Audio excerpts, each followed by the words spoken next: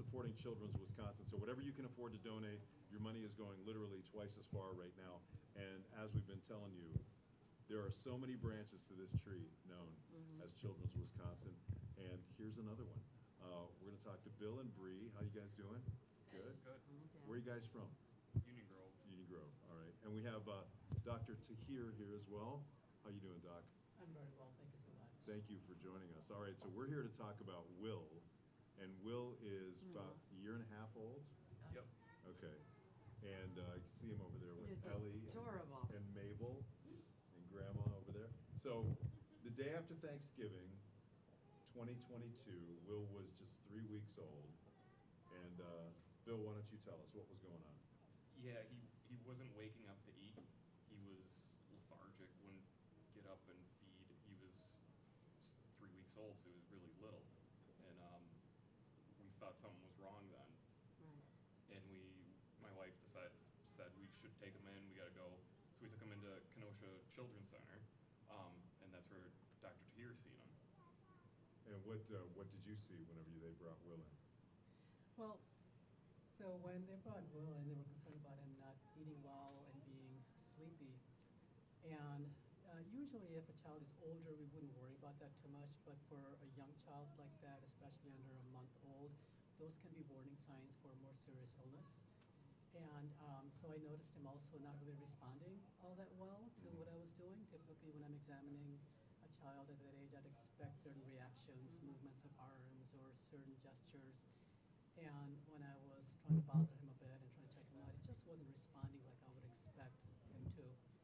And so going by what they were saying, that he had not been eating very well and sleeping more, I was concerned that he may have more of a serious infection going on with him.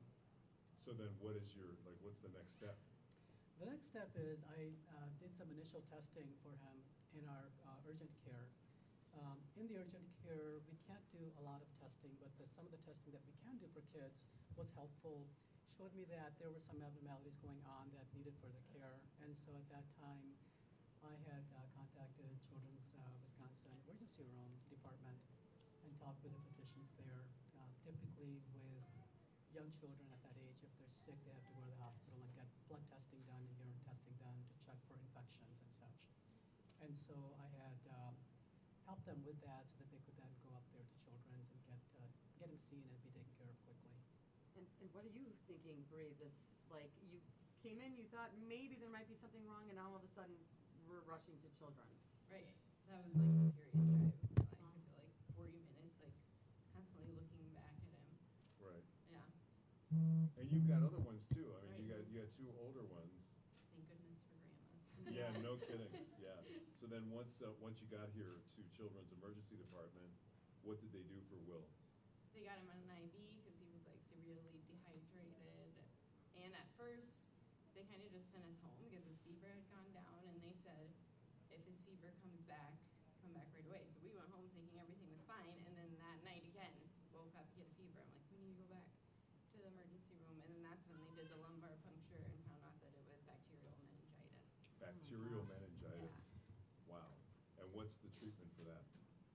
A very long stint of IV antibiotics. Yeah. 3 weeks. 3 weeks, yeah. 3 weeks. Wow. And is he in the hospital that whole time? Yeah. Yep. Wow. And it was 3 weeks with a PICC line.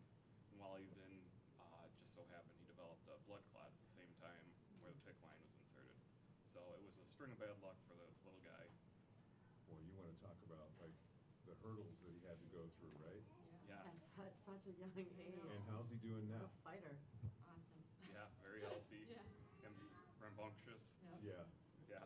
The way he's supposed to be. Yeah, Yes. it's like a little boy should be. We've been talking about that all morning, that the boys are just a little bit different than the girls. Yeah, just a Uh-huh. tad. Yeah. Doc, this is, I imagine, one of the advantages to, going to one of the children's clinics is the fact that not only do you have better technology, and you also have the experience with nothing but kids. I mean, that's the idea.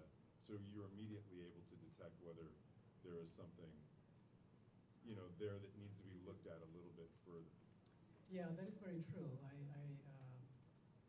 truly believe that as the pediatricians in the urgent care, because we have life experience, working with children, we're able to pick up very fine changes, maybe with behavior, with their vital signs, with how they're acting, and the histories that the parents provide, and be able to pick up on those cues that tell us that something major or something more serious might be going on. In the urgent care, we take care of a lot of kids every day. Thankfully, mostly it's common things like fevers and rashes and such, but we never know when a child comes in that might have something very serious going on. And so we're always kind of on the lookout for that. So every time I go in to see a patient, my goal is to make sure we're not dealing with something more serious than the common stuff. Right.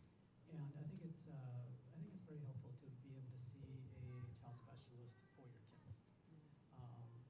All doctors are very good, of course, but I think we do offer that specialty and that special care that you may not be able to find at a regular emergency room or regular adult urgent care, for example. Bill, what do you think about children's?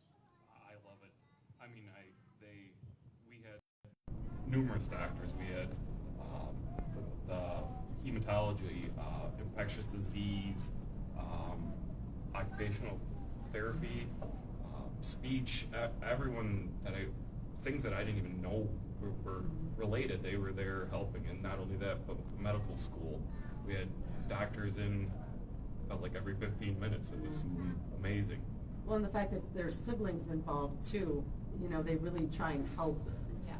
keep you able to keep the kids all together. If you have to stay here, and you said you were 3 weeks involved in the sibling care, all of that is all that wraparound care that we talk about. Yep. Yeah, and the volunteers, because there's times where one of us would have to go home and still be mom or dad to our other kids.